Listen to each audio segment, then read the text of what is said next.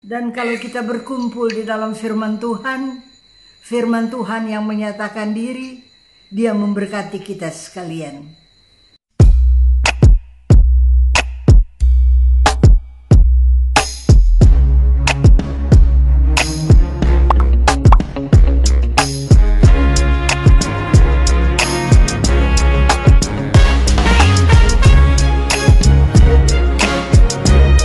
Tema pada hari ini adalah Sabda menjadi manusia.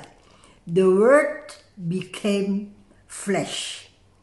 Mari sama-sama kita buka di dalam kitab Kejadian 1 ayat 1 sampai dengan 3. Kita baca. Pada mulanya Allah menciptakan langit dan bumi. Bumi belum berbentuk, kosong, gelap gulita menutupi samudra raya. Dan roh Allah melayang-layang di atas permukaan air. Ayat 3, berfirmanlah Allah, jadilah terang.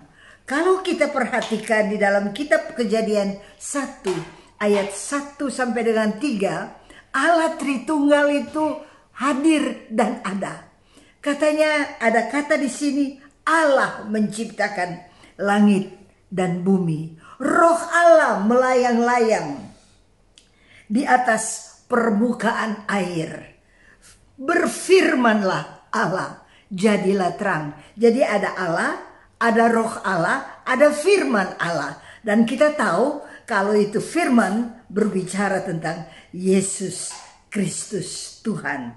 Kita lihat di mana dikatakan berfirmanlah Allah, jadilah terang. Betapa berkuasa firman itu. Dari gelap gulita, dia hanya berkata, bersabda, berfirman, dan berubah dari gelap menjadi terang. Dan firman itu, kuasa itu tidak pernah berubah. Tidak pernah berubah. Dari dahulu, sekarang, sampai selama-lamanya, firman itu tidak berubah. Bersama-sama Injil Yohanes 1, ayat 1, 2, 3, dan 14. Pada mulanya adalah firman. Firman itu bersama-sama dengan Allah, dan firman itu adalah Allah. Dan ia mulanya bersama dengan Allah. Segala sesuatu dijadikan oleh Dia, dan tanpa Dia tidak ada suatu pun yang telah jadi dari segala yang telah dijadikan. Luar biasa apa yang dikatakan. Bagaimana firman Allah itu berkuasa penuh. Yesus itu berkuasa luar biasa. Dan Alkitab berkata pada ayat 14 yang adalah tema kita adalah firman itu telah menjadi manusia dan diam di antara kita.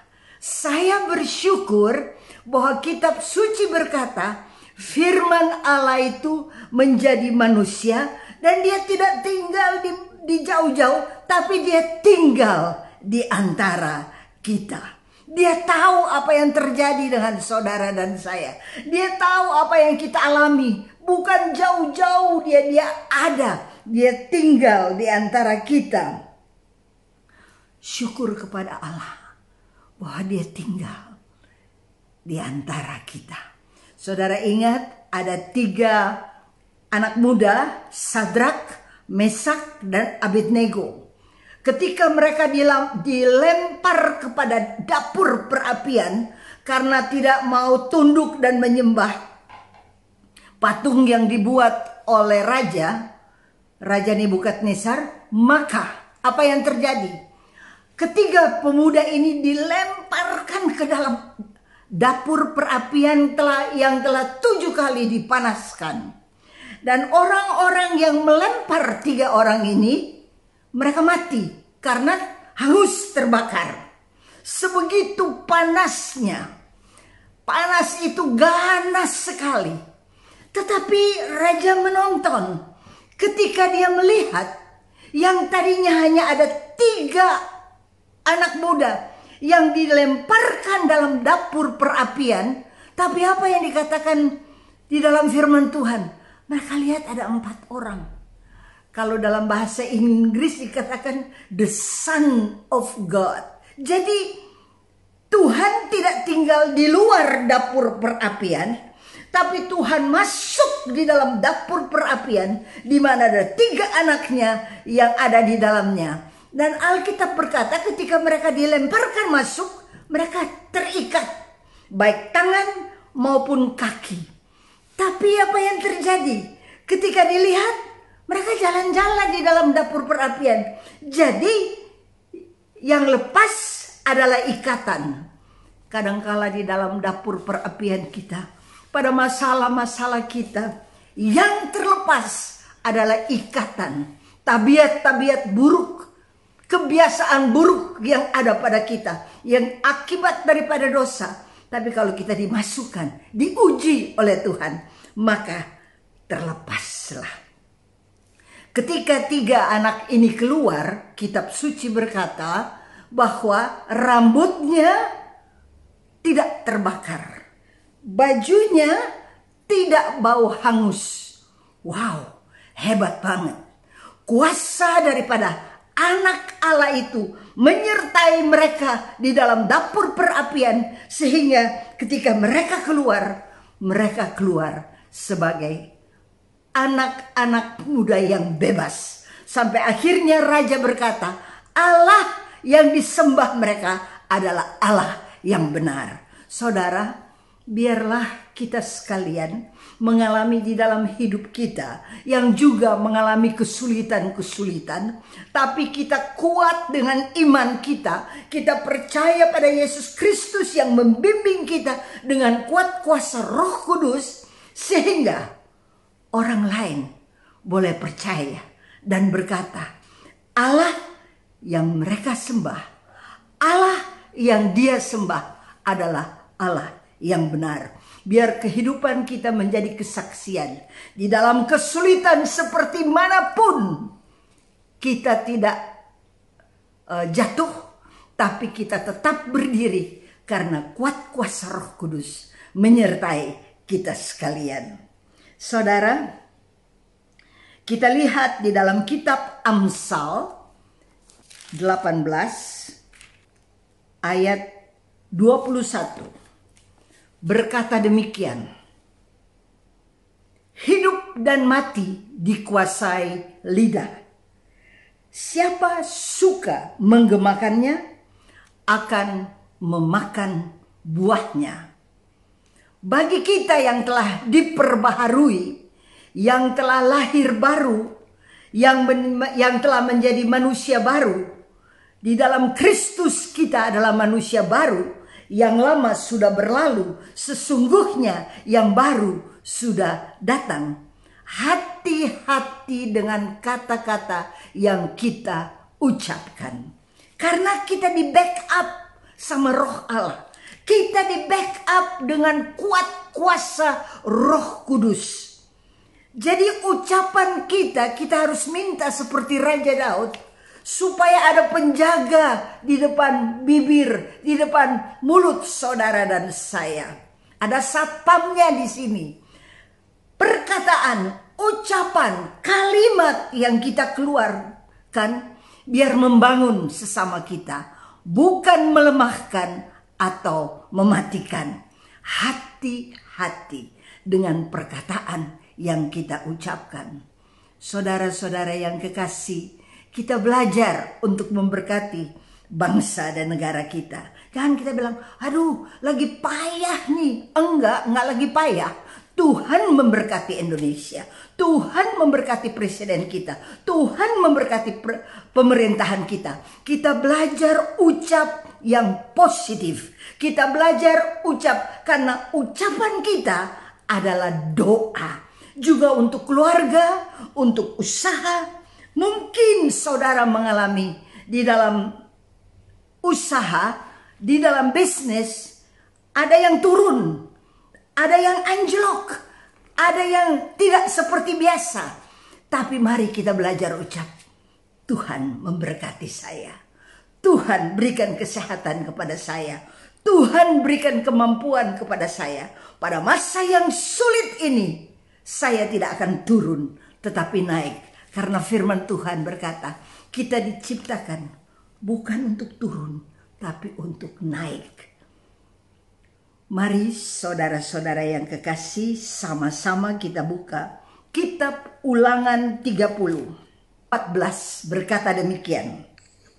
Tetapi firman itu sangat dekat denganmu, yakni di dalam mulutmu dan di dalam hatimu untuk dilakukannya. Mengapa saya berkata tadi hati-hati dengan perkataan, dengan ucapan, dengan kata-kata yang kita keluarkan dari mulut ini. Karena kitab suci mengajar kepada kita sekalian bahwa firman itu sangat dekat kepadamu, yakni di dalam mulutmu. Mari kita memberkati. Mari kita, kalau kita ucap sesuatu, kita sungguh minta kepada Tuhan. Tuhan, jangan sampai dari mulut ini keluar kutuk, tapi dari mulut ini keluar berkat. Baik untuk keluarga, baik untuk usaha, baik untuk gereja kita, baik untuk lingkungan, baik untuk bangsa dan negara, baik untuk pemerintahan kita. Kita belajar mengucap berkat, karena firman itu ada di dalam mulutmu dan di dalam hatimu untuk dilakukan. Bayangkan kalau semua orang percaya, kalau semua tebusan Allah, kalau semua kita yang telah diperbaharui, dari mulut kita keluarkan berkat terus menerus. Kita berdoa sungguh-sungguh supaya pandemi COVID-19 ini berlalu. Kita berdoa supaya semua diselamatkan. Maka saya sangat amat percaya itu terjadi. Tapi jangan kita berdoa bagus supaya COVID itu berlalu. Begitu selesai kita bilang payah. Memang sekarang ini lagi payah. Jadi berkat yang tadi kita ucapkan digagalkan dengan kata-kata kita sendiri. Saudara-saudara yang kekasih, kita harus benar-benar stabil di dalam iman kita, di dalam pikiran kita, di dalam perkataan kita, di dalam segala sesuatu yang kita lakukan. Karena firman itu ada di dalam mulutmu dan di dalam hatimu untuk, kata firman Tuhan, dilakukan. Mulai dari sekarang kita minta kepada Tuhan, tolong kami Tuhan, supaya apa yang kami ucapkan dalam doa, pada saat kami selesai berdoa, tetap kita hidup sesuai doa itu. Supaya apa yang kita imani dan mengikuti perayaan Ekaristi, sekarang kan kita mengikuti perayaan Ekaristi, bisa 1 kali, 2 kali, 3 kali. Kita rajin ikut di dalam perayaan Ekaristi ini. Dan selalu imam itu berkata bahwa kita diberkati. Setelah kita diberkati, kita diutus. Ingat, saudara diutus dengan berkat Tuhan.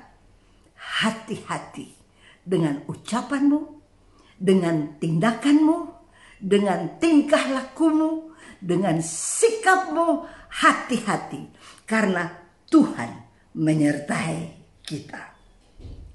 Sama-sama kita buka lagi di dalam kitab Roma 10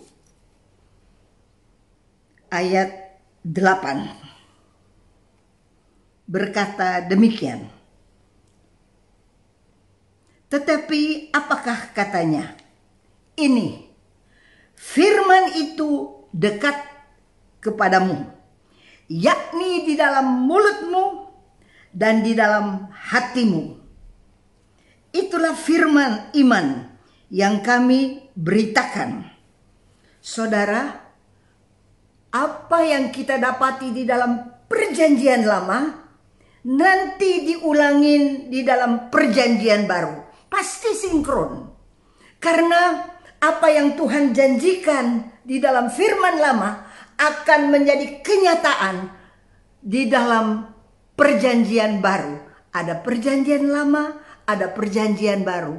Rajin membaca, bukan hanya perjanjian baru, tapi kita juga rajin membaca perjanjian lama supaya kita bisa lihat, oh apa yang ada di sini ada di sini. Kalau di dalam perjanjian lama itu masih bayangan, tapi di dalam perjanjian baru itu menjadi kenyataan. Puji nama Tuhan bahwa firman itu menjadi manusia dan tinggal di antara kita. Sama-sama kita buka Ulangan 8 ayat 18. Renung-renungkan, baca baik-baik firman Tuhan ini, karena ini menjadi kekuatan bagi kita sekalian. Pada ayat 18 berkata demikian, tapi haruslah engkau ingat kepada Tuhan. Jadi bukan optional, tapi wajib. Dikatakan haruslah kamu ingat kepada Tuhan Allahmu, sebab dialah yang memberikan kepadamu kekuatan untuk memperoleh kekayaan, dengan maksud meneguhkan perjanjian yang diikrarkannya dengan sumpah kepada nenek moyangmu seperti sekarang ini. Ayat 17 sama-sama kita baca. Maka janganlah kau katakan dalam hatimu, kekuasaanku dan kekuatan tanganku yang membuat aku memperoleh kekayaan ini. Saudara, kita semua kaya dalam Tuhan. Ada bagian-bagian dalam hidup kita yang kekayaan itu menjadi terang sekali, nyata sekali. Ada orang yang diberi kehormatan untuk kaya secara materi. Itu rahmat Tuhan untuk dia. Ada orang yang diberi kekayaan dalam kasih. Kalau kita duduk dekat dia, kita sungguh merasakan kaya banget kasihnya dia pancarkan kepada kita. Tidak ada panah berapi yang dia keluarkan. Ada orang yang diberikan ekstra damai sejahtera daripada Tuhan. Sehingga kalau kita duduk dekat dia, kita senang. Padahal dia nggak ngomong, kita juga nggak ngomong, cuma berdampingan aja. Tapi ada damai yang dia pancarkan. Dia kaya. Jadi kalau dibilang kaya, bukan selalu berarti materi, bukan selalu berarti uang. Ada orang kaya sekali dalam hikmat. Dia sangat berhikmat.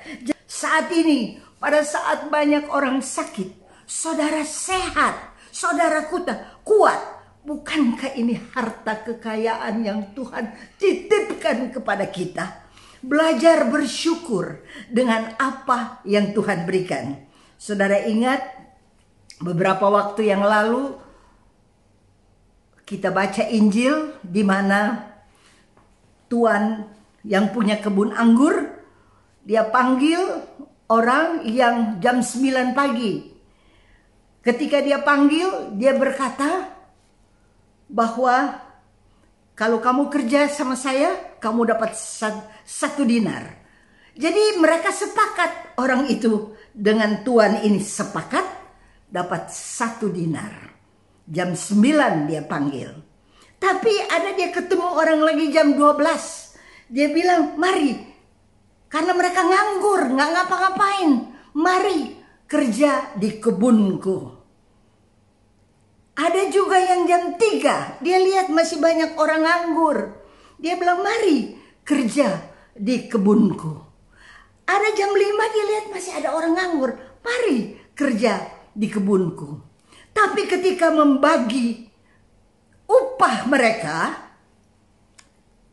yang masuk jam 5 dapat 1 dinar. Yang masuk jam 3 dapat 1 dinar. Yang masuk jam 12 dapat 1 dinar. Yang masuk jam 9 dapat 1 dinar. Yang jam 9 marah sekali. Mereka berkata, seharian kita bekerja sampai kepanasan. Kok kita disamakan sama mereka yang datang kemudian? Tapi Tuhan berkata, bukankah kita sudah sepakat untuk 1 dinar. Dengan kata lain, saya tidak menipu kamu. Sebagaimana kita sepakat 1 dinar, saya beri kamu 1 dinar. Mengapa yang lain yang datang sesudah kami, kenapa mereka dapat 1 dinar juga? Kata Tuhan, itu kemurahan hatiku. Karena mereka tidak sepakat soal gajinya, sudah upah. Itu kemurahan hati daripada Tuhan. Jadi jangan kita jealous kalau orang dapat kemurahan hati, di mana kayaknya dia kaya banget ya. Aduh, mobilnya bertumpuk-tumpuk ya. Rumahnya nggak cukup 1, ada 2, ada 3. Wah, berliannya nggak cukup 1, ada banyak banget. Jangan kita iri, jangan kita dengki. Itu kemurahan hati Tuhan yang memberikan kepada dia. Tapi pada kita juga Tuhan berikan banyak kemurahan yang kadangkala kalau kita lihat orang lain itu lebih, kita tidak melihat kelebihan yang Tuhan berikan kepada kita. Saya ini bersyukur loh. Saya tahun ini 76 tahun. Saudara bisa bayangkan, pada umur 76 tahun saya sehat, saya kuat, saya bekerja dengan sukacita. Saya rasa saya kaya sekali. Mungkin saya tidak kaya seperti konglomerat yang mempunyai begitu banyak uang yang limpah. Tapi saya merasa saya kaya dalam damai, dalam kesehatan, dalam kasih, dalam pengampunan. Saya sangat kaya. Mari kita belajar untuk melihat kekayaan yang Tuhan berikan. Dan jangan iri kepada orang lain. Karena itu kemurahan hati Tuhan memberikan dia beda kekayaan dengan kita. Saudara-saudara yang kekasih, kita selanjutnya melihat 1 Yohanes 4 berkata demikian, mulai dari ayat 8. Barang siapa tidak mengasihi, ia tidak mengenal Allah. Sebab Allah adalah kasih. Dalam hal inilah kasih Allah dinyatakan di tengah-tengah kita, yaitu bahwa Allah telah mengutus anaknya yang tunggal ke dalam dunia supaya kita hidup olehnya. Ajaib luar biasa. Saudara dan saya, kita boleh hidup olehnya, oleh Tuhan. Dan Allah itu kasih. Dia berikan kasih itu kepada kita. Belajar menikmati kasih yang Tuhan berikan. Dan juga berbagi kasih yang Tuhan berikan kepada kita. Share. Jangan sampai ada dendam di dalam hati, ada kebencian, ada iri, ada dengki. Ingat, Allah adalah kasih. Dan kalau kita tidak mengasihi, kita tidak mengenal Allah. Tapi tiap hari dia menyatakan dirinya. Tiap hari dia akan berkata-kata kepada kita. Tiap hari dia akan ulurkan tangan dia untuk menyatakan kepada kita betapa dia mengasihi kita. Sekarang kita buka sama-sama Injil Matius 4 ayat 23 sampai dengan 25. Saya akan bacakan. Yesus pun berkeliling di seluruh Galilea.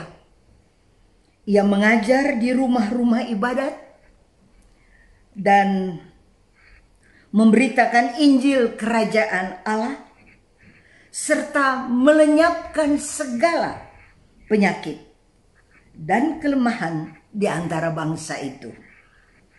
Maka tersiarlah berita tentang dia di seluruh Syria, dan dibawa kepadanya semua orang yang buruk keadaannya, yang menderita berbagai penyakit dan sengsara, yang kerasukan, yang sakit ayan, dan yang lumpuh. Lalu Yesus menyembuhkan mereka. Maka orang banyak berbondong-bondong mengikuti dia. Mereka datang dari Galilea dan dari Dekapolis dan dari Yerusalem, dari Yudea dan dari seberang Yordan. Renung-renungkan, perhatikan apa yang dikatakan oleh firman Tuhan. Sabda yang menjadi daging, firman yang menjadi manusia dan diam di antara kita. Menurut kitab suci, dia berkarya. Dia tidak tinggal di satu tempat lantas diam aja di situ. Tidak. Alkitab mencatat dia berkeliling. Juga di dalam kehidupan saudara dan saya. Dia berkeliling di seluruh keberadaan kita. Dan kitab suci berkata di sini, dia mengajar. Dia memberitakan Injil Kerajaan Allah dan melenyapkan segala penyakit. Teaching, preaching, and healing. Ketika dia berada di dunia ini, dia berkarya. Saudara, kita tahu ada orang yang hebat, tebal sekali dalam pengajaran. Salut kepada orang itu. Tapi ada orang juga yang diberikan karunia, dia jago sekali dalam memberitakan kerajaan Allah. Umpamanya di KRK di mana, waduh, nggak ada tandingannya seolah-olah. Itu karunia kepada orang itu. Dan firman Tuhan berkata, baik melalui pengajaran maupun melalui pemberitaan firman, dikatakan dia lenyapkan segala penyakit dan kelemahan. Semua kita punya kelemahan. Semua kita ada penyakit, baik secara rohani maupun secara jasmani. Kita ada kelemahan, kita sudah menang di bagian ini, tapi di bagian tertentu kita masih jauh daripada sempurna. Kita lemah. Tapi firman Tuhan berkata, dia berkeliling juga di dalam kehidupan saudara dan saya. Dia berkeliling. Dan kitab suci berkata, dia itu ketika dia berkeliling, dia lenyapkan segala penyakit dan kelemahan di antara bangsa itu. Kalau kita baca selanjutnya, orang bawa orang yang sakit, orang yang kerasukan, orang yang lumpuh, semua dibawa kepada Tuhan. Dan dia menyembuhkan. Selama pelayanan, tahun ini saya sudah 43 tahun di dalam pelayanan. Saya sudah lihat karya daripada Tuhan yang luar biasa. Bagaimana orang lumpuh berjalan, bukan lumpuh-lumpuhan. Ada orang kan di kursi roda, tapi sesungguhnya dia bisa jalan, cuman kakinya lemah. Tapi yang saya lihat dan saya alami bukan hanya satu kali, di mana orang lumpuhnya lumpuh-puh. Kakinya udah bengkok begini, gak bisa lurus lagi. Tangannya udah begini, dia ngeces, ngiler keluar. Dia sungguh lumpuh. Berbicara juga, begitu dia. Tapi ketika dia dengar firman Tuhan, imannya bertumbuh. Dia sangat percaya. Ketika saya katakan kepadanya, peganglah tangan saya dan berdirilah. Saya lihat, disaksikan oleh para suster dan pastor, disaksikan oleh teman-teman, bagaimana orang lumpuh ini ketika saya tarik dia dari kursi, dia berdiri. Tentu ketika dia berdiri, feeble amat ya, nggak langsung kuat. Kemudian saya tarik dia berjalan bersama-sama. Ketika sudah berjalan bersama-sama, saya katakan kepadanya, sekarang saya lepas Bapak berjalan sendiri. Saya sangat bersyukur. Terima kasih Tuhan, saya boleh saksikan karya-Mu melalui tangan saya di mana Engkau titipkan untuk memberitakan firman dan meneguhkan orang kuat dan percaya padamu. Saya melihat orang lumpuh berjalan. Ketika dia datang, dia ditanduk. Tapi ketika dia pulang, dia berjalan sendiri. Dia sembuh total. Jadi saya sangat percaya firman itu berkarya. Dan dia pakai manusia. Saudara dan saya dipakai Tuhan. Jangan sampai kita minder. Kita pikir cuman dia yang dipakai. Tidak. Semua kita dipakai Tuhan. Nanti kita alami di dalam perjalanan pelayanan di mana kita alami Tuhan yang menyembuhkan, Tuhan yang menyelamatkan, Tuhanlah yang beri kekuatan, dan Tuhanlah yang memampukan. Kita hanya alat di dalam tangan Tuhan.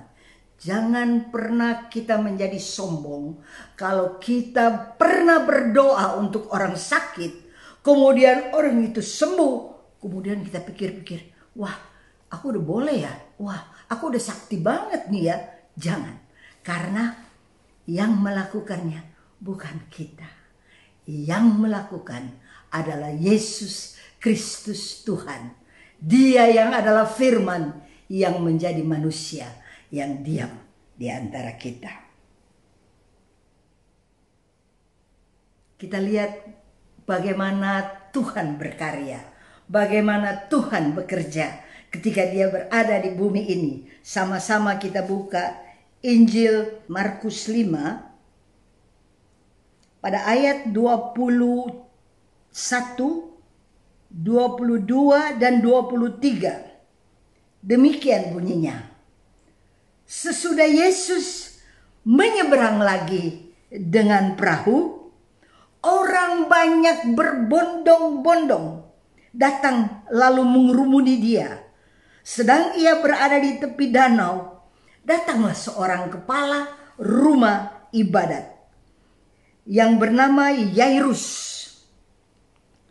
Ketika ia melihat Yesus, tersungkurlah ia di depan kakinya dan memohon dengan sangat kepadanya, anakku perempuan sedang sakit, hampir mati. Datanglah kiranya dan letakkanlah tanganmu atasnya supaya ia selamat dan tetap hidup. Jadi kepala rumah ibadat ini punya anak. Dan dia sangat percaya. Ketika dia bertemu dengan Tuhan, dia tidak berdiri rata seperti Tuhan.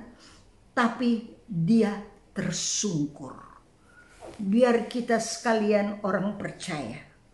Sikap hati kita harus tersungkur di depan Tuhan. Percaya bukan hanya percaya, tapi amat sangat percaya kepada Dia. Ketika dia tersungkur, dia berkata, dia ucapkan kesusahan daripadanya.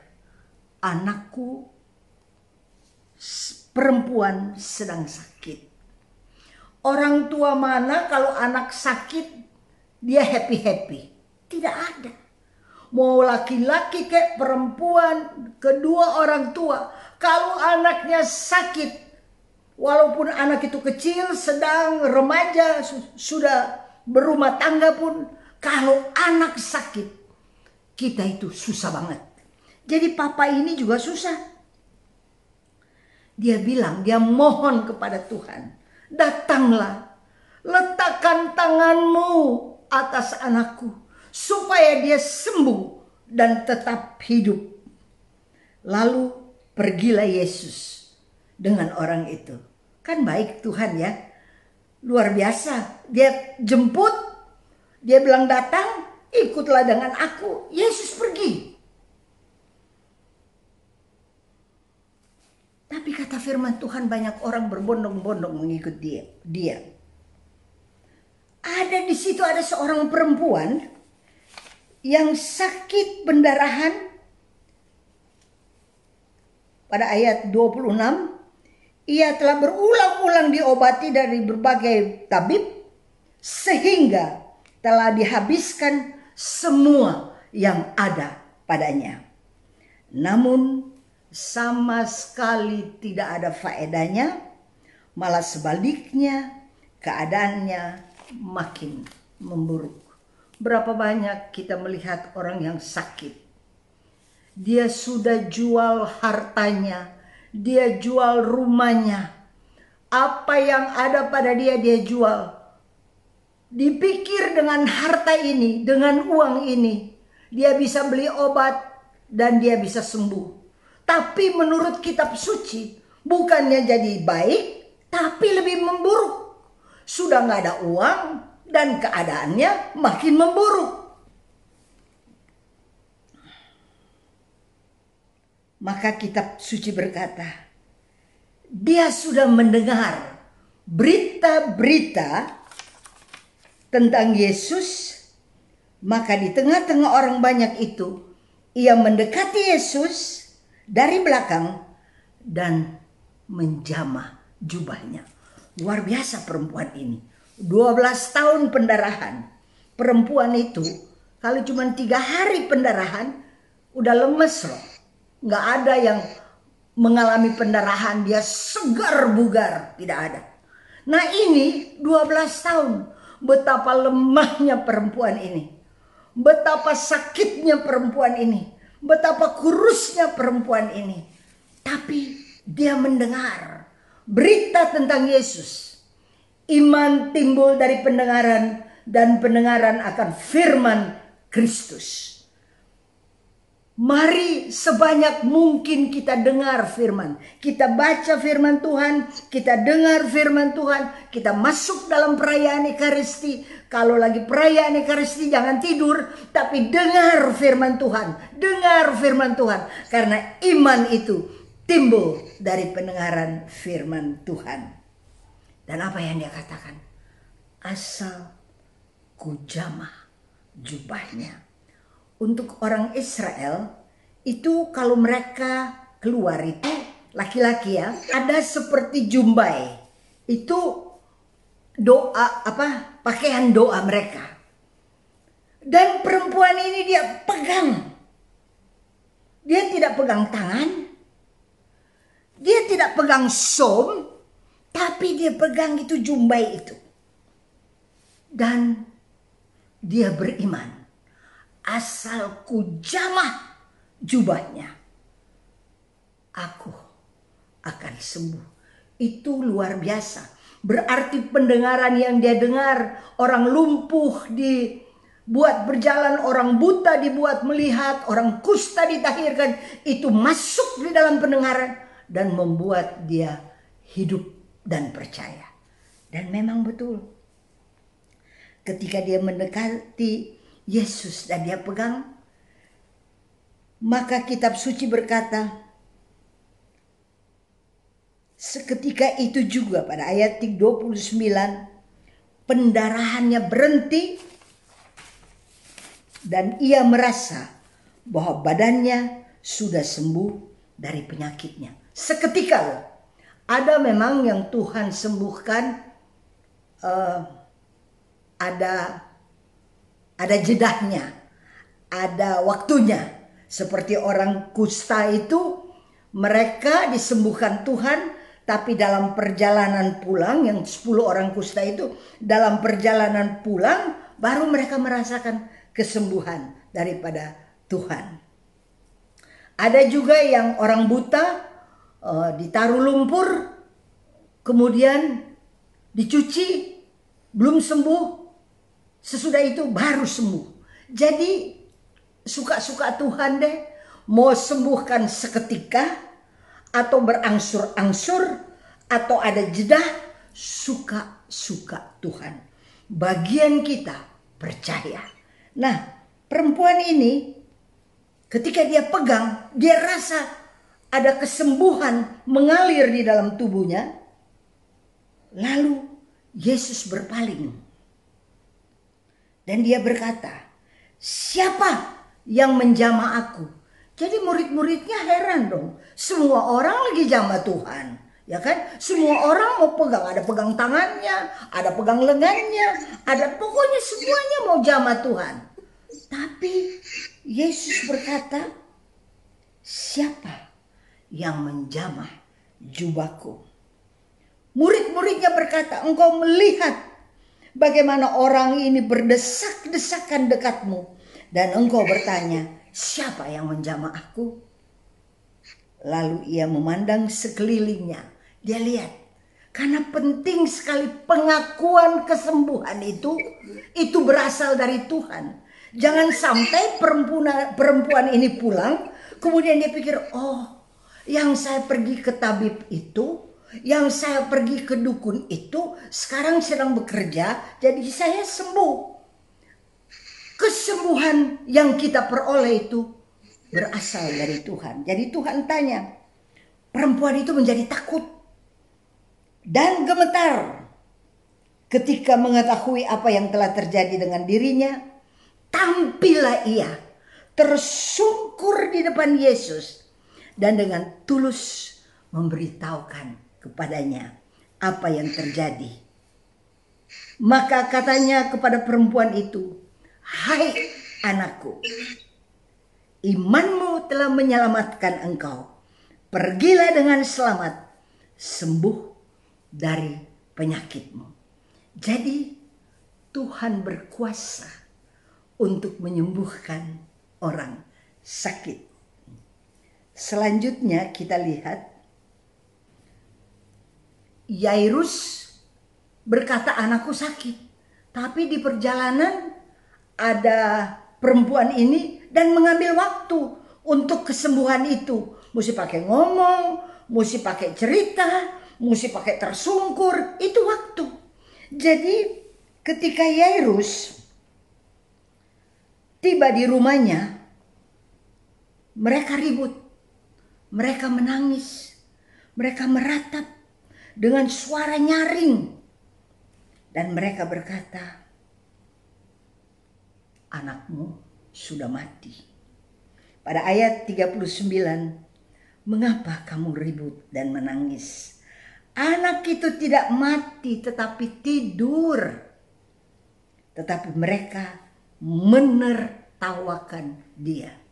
Berapa banyak di dalam kehidupan kita alami. Kalau kita cerita tentang mujizat yang Tuhan buat, ada orang yang menertawakan. Karena mereka tidak percaya. Ada yang menertawakan. Yang mereka tertawakan bukan kita, tapi mereka menertawakan Yesus. Maka diusirnya semua orang itu. Lalu dibawanya ayah dan ibu anak itu. Mereka bersama-sama dengan dia masuk ke dalam kamar. Lalu dipegangnya tangan anak itu. Katanya, Talita kum. Yang berarti, hai anak, aku berkata kepadamu, bangunlah. Seketika itu juga bangkit dan berjalan anak itu. Lalu ia menyuruh mereka memberi anak itu makan. Kita lihat Tuhan berkuasa untuk menyembuhkan orang sakit. Tuhan berkuasa untuk membangkitkan orang mati. Kalau kita lihat sebelumnya, Tuhan berkuasa pada Markus 4 ayat 35 sampai dengan 41. Tuhan berkuasa untuk meneduhkan angin ribut dan gelombang yang besar.